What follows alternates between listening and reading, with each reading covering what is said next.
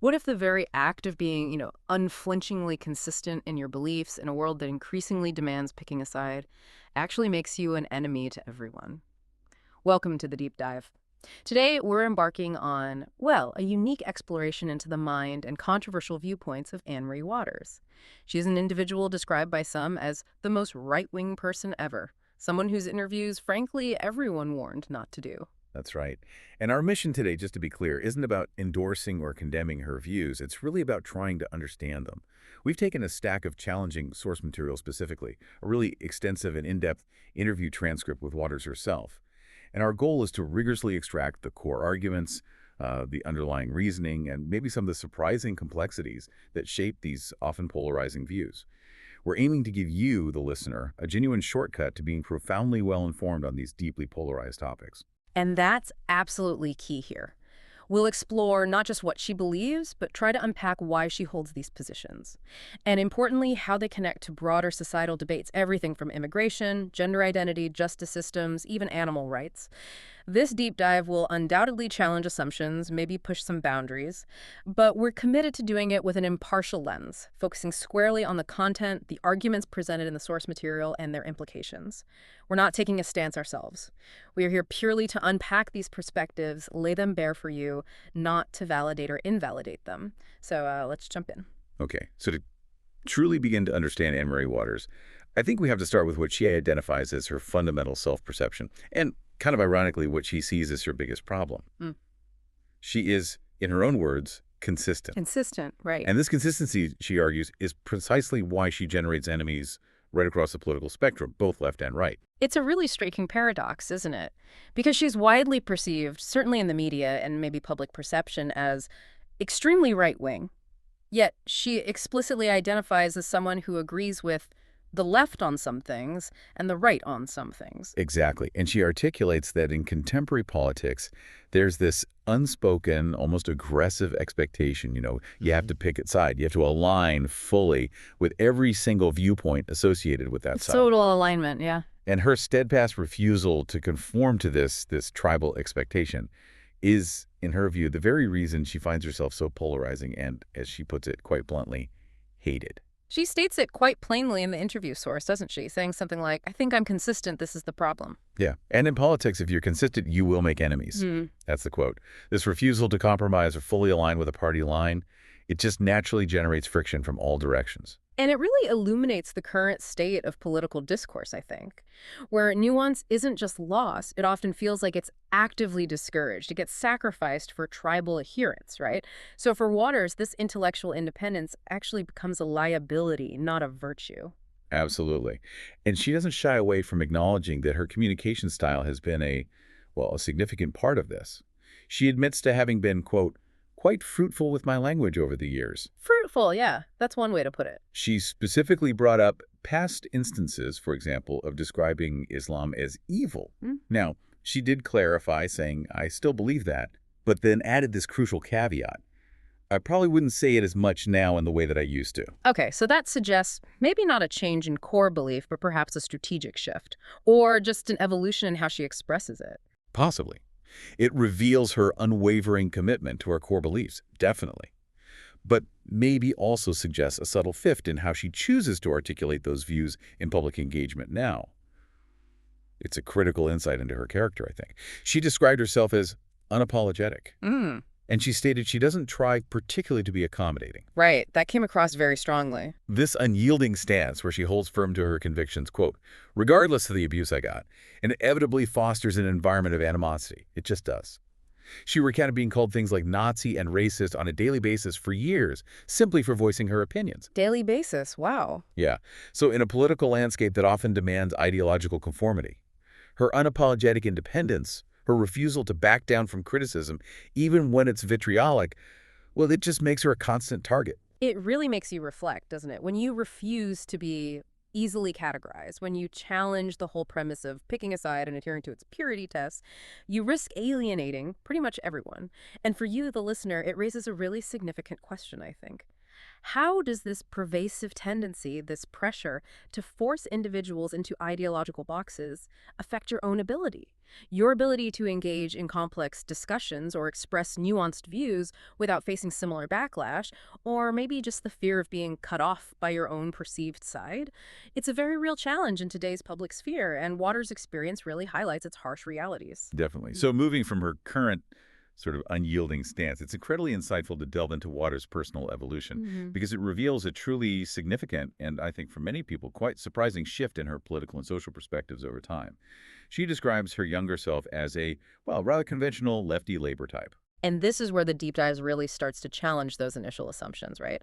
Waters openly reveals that she was once the president of her university's LGBT society. Right.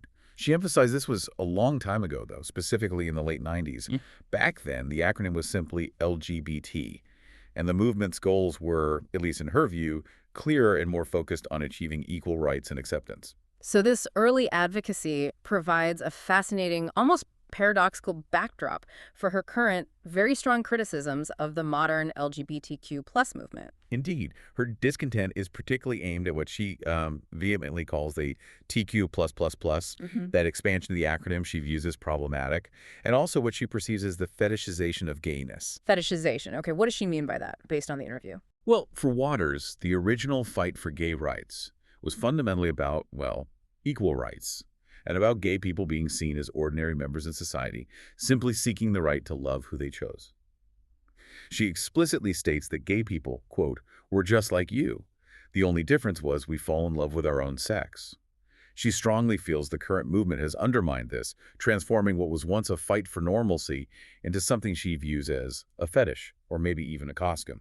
And she gives specific examples to illustrate this frustration in the source material, doesn't she? Yes, drawing directly from her observations of current LGBTQ plus activism.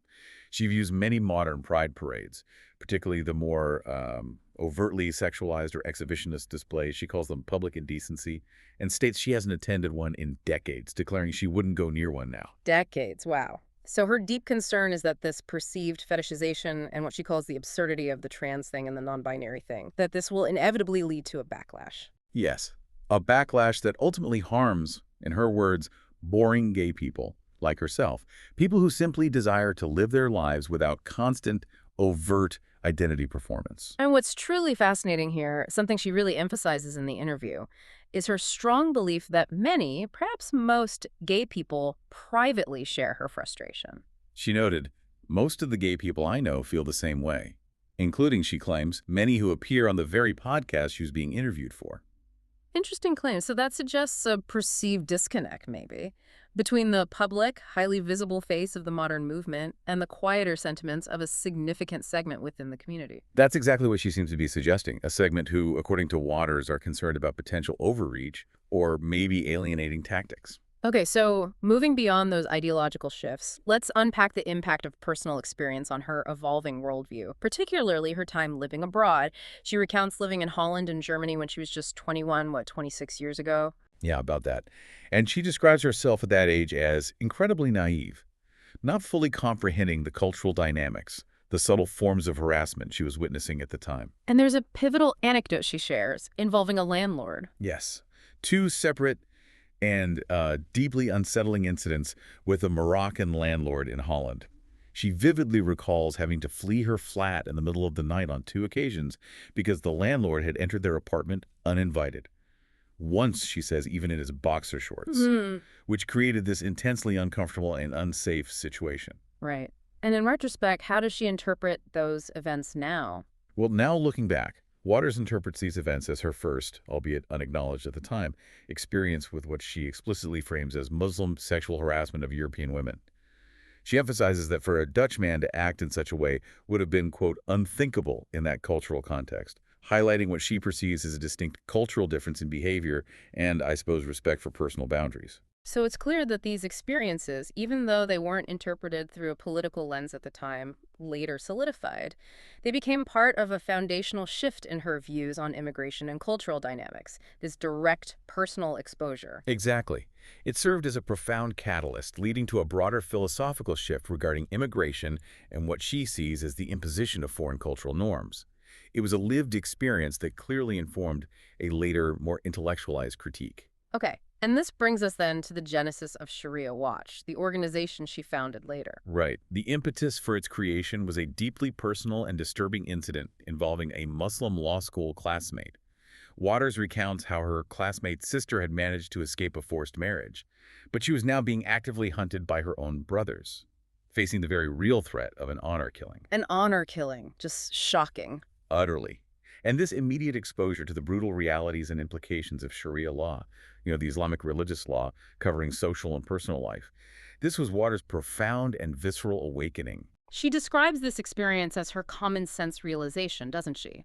A moment where academic arguments met a brutal reality. Yes, she states, with absolute conviction, if you are going to bring millions of people who believe in Sharia law into your country, you are bringing Sharia law into your country. This direct exposure to the practical consequences of Sharia law, particularly concerning women's rights and personal autonomy, it fundamentally challenged her earlier left-wing stance. It compelled her to question the prevailing narratives around immigration and cultural integration. And this new perspective, born of personal experience and intellectual conviction, came at a significant cost for her, personally and professionally. A huge cost. She recounted being canceled by former left-wing allies, people she had worked with, quote, hand in glove on various secular and progressive causes for years. Even the National Secular Society ostracized her. And this happened, she notes, simply for suggesting, what was it? That they needed to talk to the EDL. Precisely. Simply for suggesting, we need to talk to the EDL, the English Defense League, about these issues. She insists she wasn't endorsing them, just advocating for open, uncensored discussion on what she saw as a critical and neglected problem, the importation of Sharia law. And she goes further, leveling a pretty strong critique at these former secularist allies for what she views as hypocrisy. A profound hypocrisy, in her view. She argues that these groups would kick off with extreme indignation if millions of, say, white Scientologists were immigrating en masse and demanding their religious laws be recognized.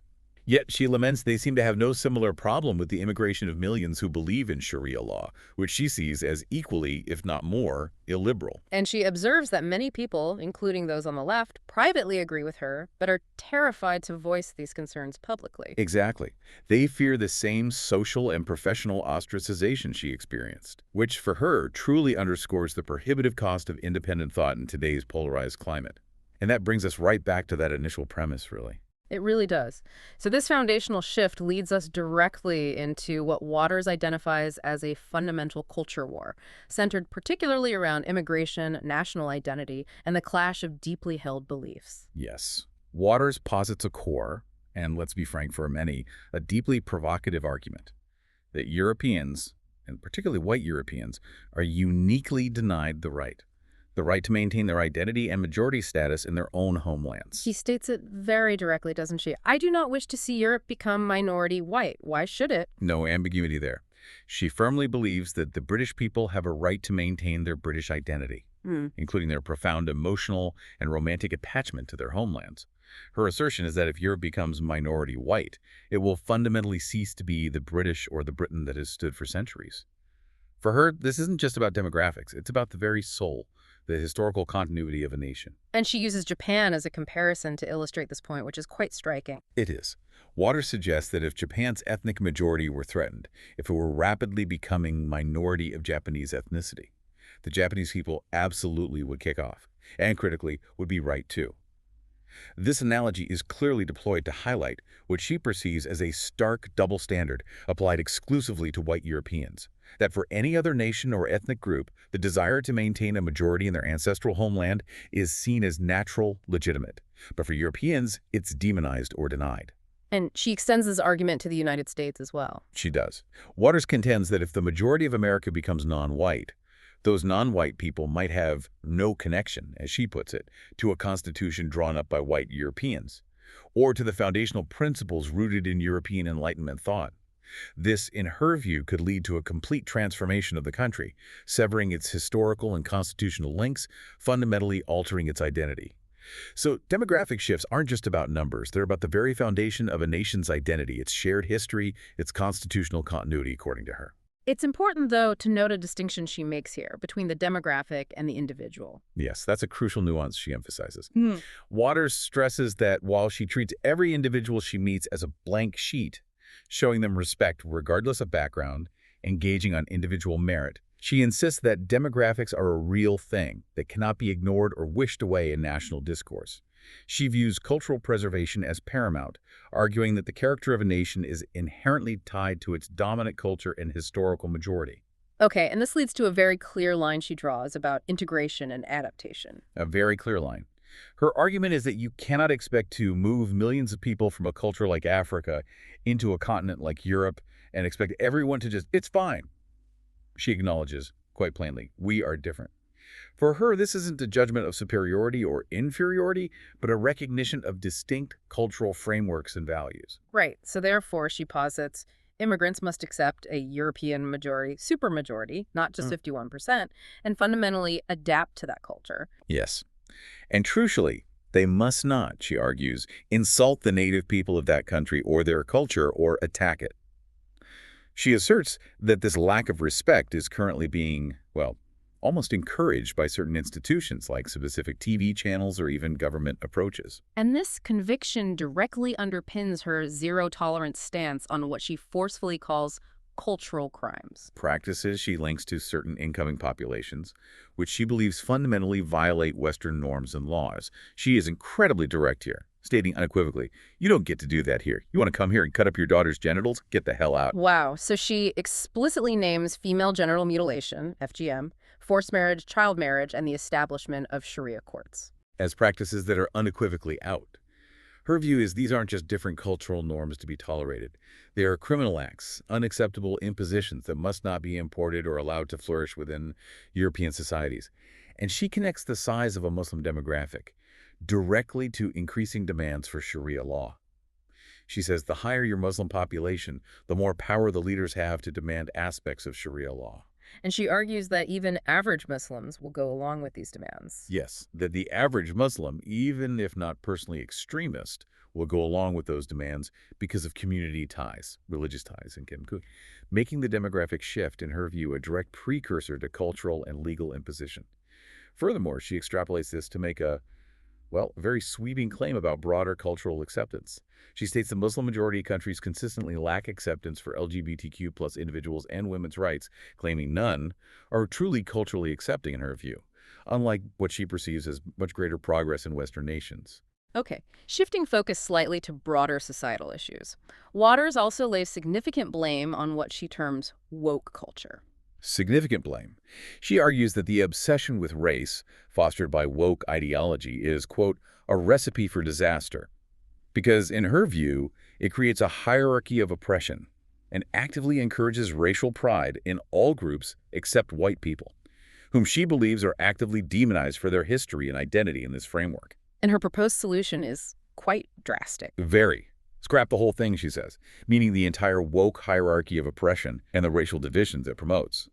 She believes society should move towards a place where race truly doesn't matter, where everyone can appreciate the history and contributions of different groups.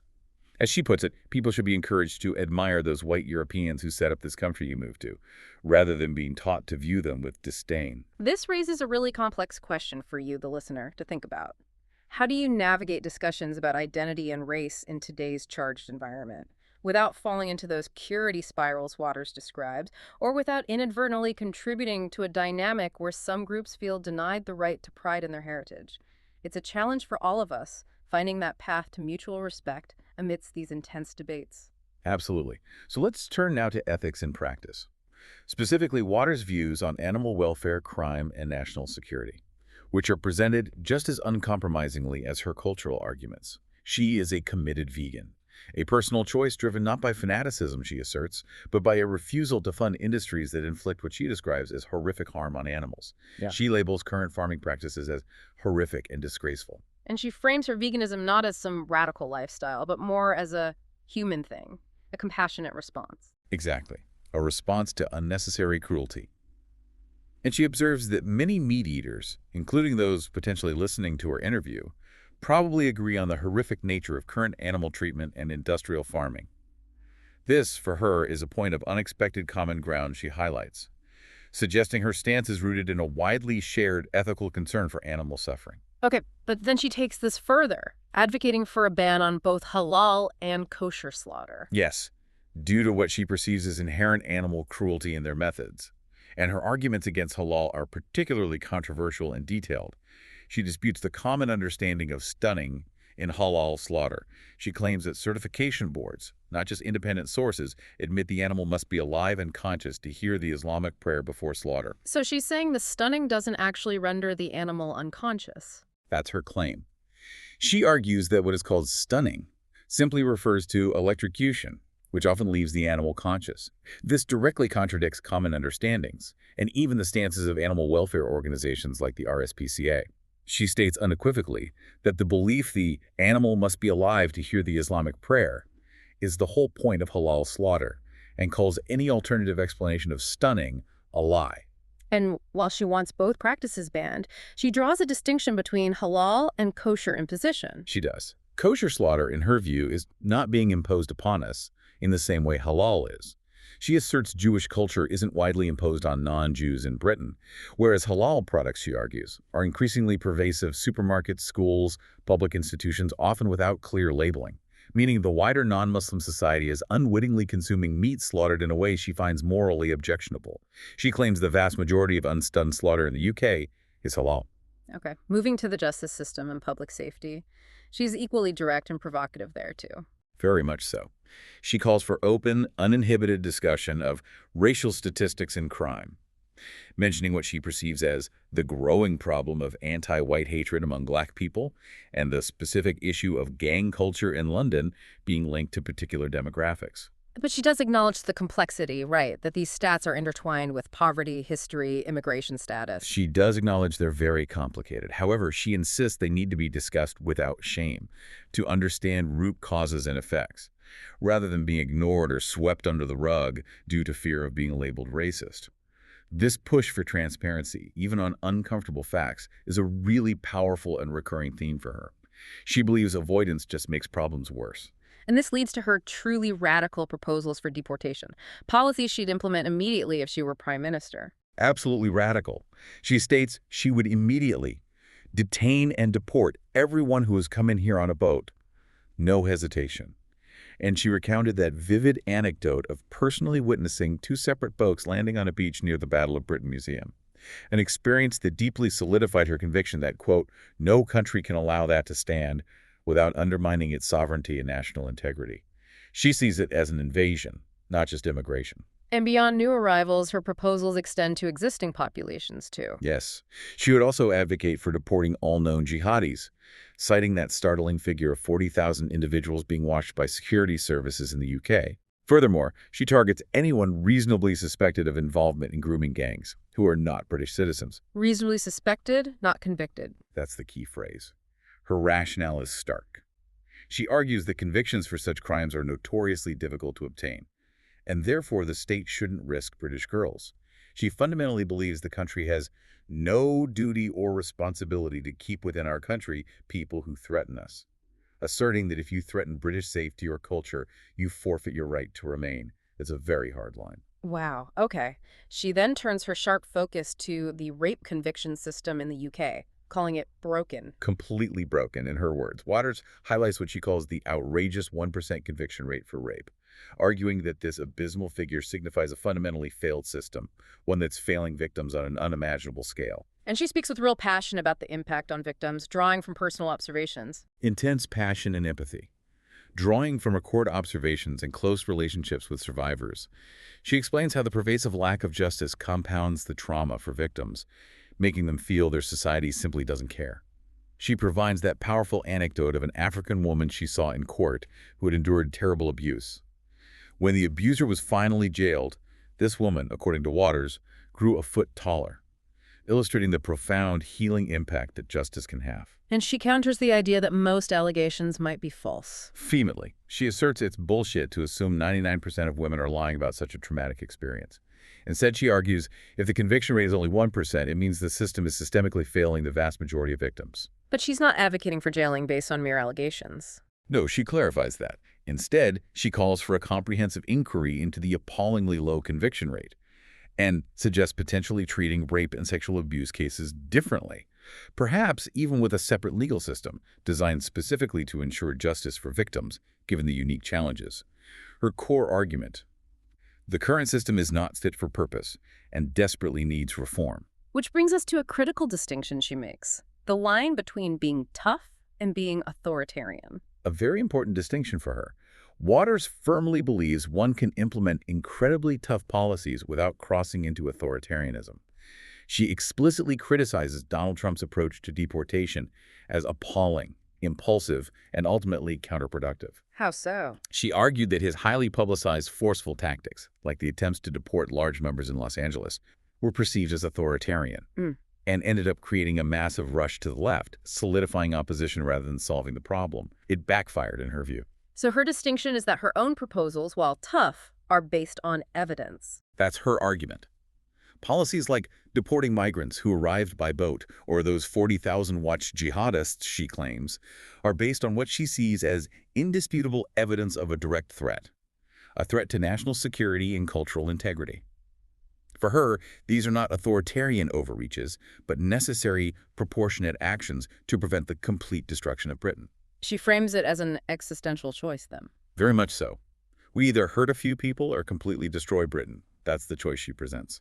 For Anne-Marie Waters, Britain deserves to stand, and these tough measures are simply the required means to ensure its survival, which, for you, the listener, really prompts that fundamental question. Where do you draw the line between necessary state action for security and an overreach of power? It's a very fine line. Absolutely. So if we pull back now and look at the broader landscape of public discourse, Waters has a lot to say about the current state of debate. She does. And she observes, with a keen eye for what she sees as hypocrisy, that both the far right and the far left engage in what she calls purity spirals. Purity spirals. Explain that a bit more. Well, in her view, these are insidious. They demand absolute ideological alignment. Members of a group compete to demonstrate their ideological purity, often by denouncing or cutting off others within the same group for perceived deviations, however minor they might seem. And she has personal experience with this. Very personal. She recounts losing many followers for the perceived heresy of criticizing Donald Trump on certain issues. This personal cost solidified her belief that both sides, despite their political differences, can be equally intolerant of independent thought, concluding that right and left are essentially the same in their approach to dissent and their demand for absolute loyalty. And this pervasive intolerance leads her to critique politics itself, quite broadly. Yes, quite bluntly. Politics is not about debate and discussion. It's about destroying each other. That's her take. She fundamentally believes this adversarial, sort of scorched earth nature of modern political engagement just stifles any genuine exchange of ideas. It turns dialogue into a weapon, not a tool for understanding or progress. Which naturally leads her to champion the need for open, fact-based debate. The absolute necessity for it, on what she calls complicated issues, even those typically deemed taboo or too sensitive to discuss publicly.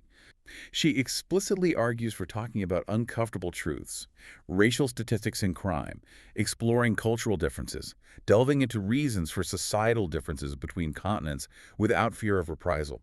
She laments with real urgency, we don't talk about it at all. Believing this silence allows problems to fester and misunderstanding to just proliferate. And it's clear she admires what she calls the heretic spirit. Deeply admires it. Individuals brave enough to challenge established norms and orthodoxies. She expresses profound admiration for figures like Christopher Hitchens, Ayaan Hirsi Ali, and even perhaps surprisingly, Richard Dawkins, despite his anti-Trump stance and perceived left-leanings elsewhere. So what connects these figures for her? Their willingness, in her view, to prioritize truth, fact, and open debate over conformity, ideological purity, or social acceptance.